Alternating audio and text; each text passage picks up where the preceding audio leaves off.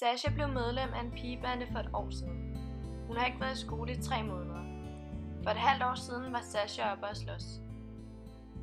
Min bedste veninde ringede til mig. Hun græd. Jeg kunne høre noget i baggrunden. Det lød som nogen fik tæsk. Jeg tænkte, what the fuck, hvad skete der lige? Jeg hørte toget i baggrunden, så jeg regnede ud, at hun var på stationen.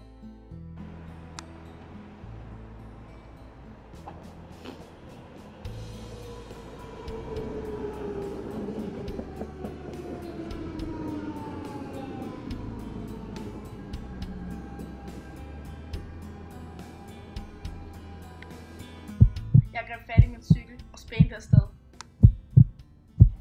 Håbede virkelig, at der ikke ville ske noget.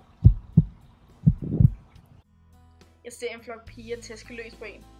Jeg ser glemt min veninde. Hun ligger på jorden med blod i ansigtet. Der går lidt tid, før det går op for mig, hvad der sker. Jeg løber hen til hende, så står og sparker på hende.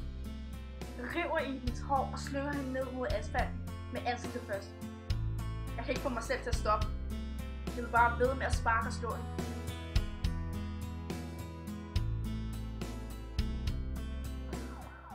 Pludselig råber min veninde, at jeg skal løbe. Lidt efter hører jeg sirener.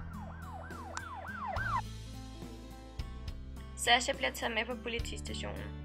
Her venter hun i 3 timer. Det er hendes sagsbehandler, der kommer og henter hende.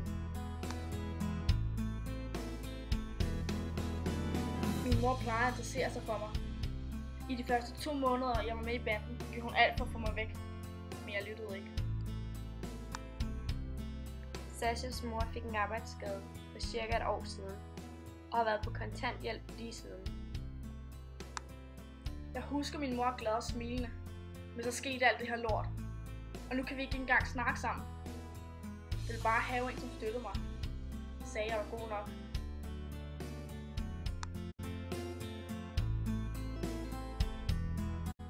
Sasha er nu i et uddannelsesforløb med sin sagsbehandler på sidebænken. Hun går også til familieterapi for at kunne snakke med sin mor igen. Hun har ikke set sine veninder siden november.